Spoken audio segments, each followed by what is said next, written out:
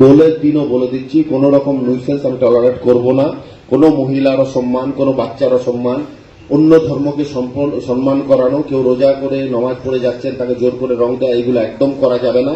তাহলে কিন্তু আমি কড়া হাতে করব।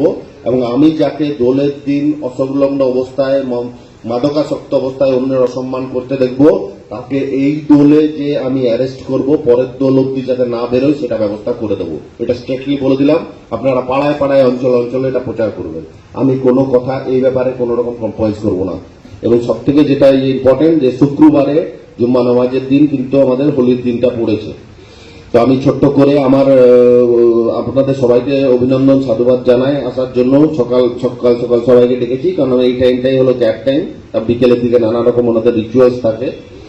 আমার সেকেন্ড অফিসার, প্রথমেই আমার সেকেন্ড অফিসার গোপাল আমাদের হোলি সম্বন্ধীয় যে সরকারি নির্দেশাবলী এবং ঈদ উল ফিতর রিলেটেড যেটা আইন শৃঙ্খলা সম্বন্ধীয়, যেটা মেনটেন করতে সবাইকে আমরা অনুরোধ করব। এবং প্রত্যেক পঞ্চায়েত প্রধান এবং উপপ্রধানদের ডাকার উদ্দেশ্য, তারা অঞ্চলে অঞ্চলে, এবং আমার ভিপিদেরও বলেছি এটা প্রচার করে দেবেন যে কি করা যাবে, ডুজ অ্যান্ড ডোন্টস, কি করা যাবে না, যাতে আমরা আমাদের আমডাঙ্গার যে সাম্প্রদায়িক সম্প্রীতির যে ইতিহাস সেটাকে একদম মেনটেন করতে পারি। পাশের থানায় আমাদের, আপনারা শুনেছেন যে একটু অসুবিধা হয়েছে কিছু কারণে, আমাদের এখানে কিন্তু এসব কখনো হয় না। আমি 1 বছর, প্রায় এই 16 তারিখে আমার 1 বছর হয়ে যাবে আমডাঙ্গা থানায়। 1 বছরে এতগুলো অনুষ্ঠান, ঈদ, বকরিদ, দুর্গাপুজো, কালী পুজো, রামনবমী, কোনো অনুষ্ঠান বাদ নেই পার করলাম। সব জায়গায় আমাদের খুব আনন্দের সঙ্গে শান্তিপূর্ণভাবে আমরা এটা পালন করেছি। সবাই আনন্দ করেছে। এত মেলা, এত উৎসব, এত খেলা, কিন্তু কোথাও কোনো রকম অসুবিধা হয়নি।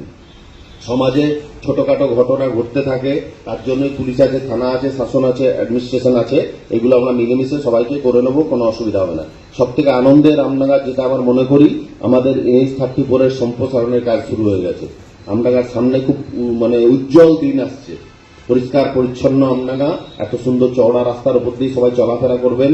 আমার এই অ্যাক্সিডেন্ট রেট কমে যাবে। এটা যে আমাকে কি মেন্টাল স্যাটিসফ্যাকশন দিচ্ছে আপনাদের বলে বোঝাতে পারবো না। মাসে যখন অ্যাক্সিডেন্ট কেসগুলো হয় মনে খারাপ লাগে। ম্যাক্সিমামই রাস্তা খারাপের জন্য বা সরু রাস্তার জন্য হয়। গ্রামের রাস্তা থেকে যখন উঠে যান বাইকে করে, কেউ গাড়ি চলছে ওই সরু রাস্তায়, পাশ কাটানোর জায়গা থাকে না। প্রত্যেক দিন রাত্রে ঘুম থেকে যাওয়ার আগে, ঘুম থেকে ওঠার আগে এই আশঙ্কা থাকে যে কোন গাড়ি নয়নজুলিতে উল্টে যাবে আর কটা অ্যাক্সিডেন্টের খবর শুনবো। এটা আমার সময় যদি ঠিক হয়ে যায় তাহলে তার থেকে ভালো আর কিছু হয় না। ক্রাইম ক্রিমিনাল রেট কন্ট্রোল করার দায়িত্ব আমার। সেটা আমডাঙ্গাতে টাচুট আপনাদের শুভেচ্ছা আশীর্বাদে কন্ট্রোলে আছে এবং কন্ট্রোলে থাকবে। আমি কড়া হাতে চালাই, আপনারা জানেন। 1 বছর ধরে আমাকে দেখছেন। আমি কোথাও ইলেকশন থেকে আমরা একসাথে কাঁধে কাঁধ মিলিয়ে কাজ করছি আমডাঙ্গায়।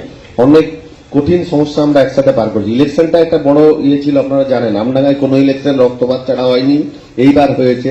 আমরা তারপরে প্রত্যেকটা উৎসব অনুষ্ঠান একসাথে কাঁধে কাঁধ মিলিয়ে প্রত্যেকটা আলোচনা করে। ভিডিও সাহেব আজকে নেই, কিন্তু ওনার সঙ্গে কাল রাত্রেই আমার আলোচনা হয়েছে যে কি কি আমরা প্ল্যানিং করব। আমরা 3 জনে প্ল্যানিং করে, এবং BLRO ম্যাডামও থাকেন, যাতে সুষ্ঠুভাবে মানুষ সার্ভিসটা পায় এবং উৎসব অনুষ্ঠান আনন্দ করতে পারে। কালকে আমরা SDO ম্যাডামের ওখানে একটা ডিসপিউট হচ্ছিল দুর্লভপুর মাজানি, সেটা নিয়ে মিটিং করে এলাম। ছোট ছোট জিনিসগুলো আমরা খেয়াল রাখি, 3 জনে মিলে, 4 জনে মিলে, আমাদের টিমটা মিলে, যাতে কোঅর্ডিনেশন রাখা। আমাদের যারা আছেন পঞ্চায়েত প্রধান, মানে আমি মনে করি লোকাল লেভেলের অ্যাডমিনিস্ট্রেটর, প্রথম তার কাছে খবর আসবে। তিনি মেম্বারদের দিয়ে খবর নিয়ে আমাকে জানাবেন, BDO সাহেবকে জানাবেন, আমরা আবার বসবো। এইটা যেন হোলি এবং ঈদ উল ফিতরের ক্ষেত্রেও থাকে। গ্রাসরুট লেভেলে আপনারা যারা আসেননি তাদেরকেও বোঝানো, এটা করবেন।